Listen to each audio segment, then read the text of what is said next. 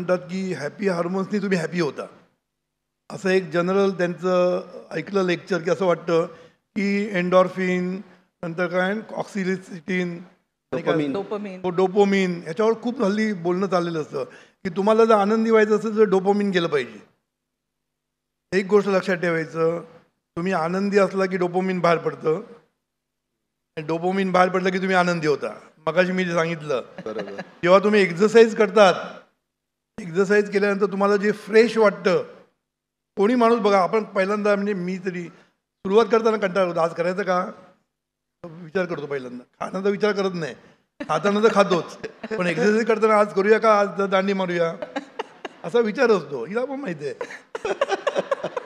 आमच्याकडे योगा टीचर येते ना, तर ती विचारते येऊ का, मला पण प्रश्न आज घेऊया का दांडी.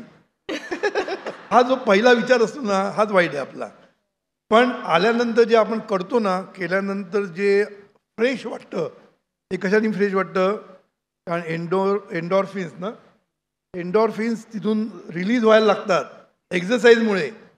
एन्डॉर्फिन रिलीज झालं की आपल्याला बरं वाटतं.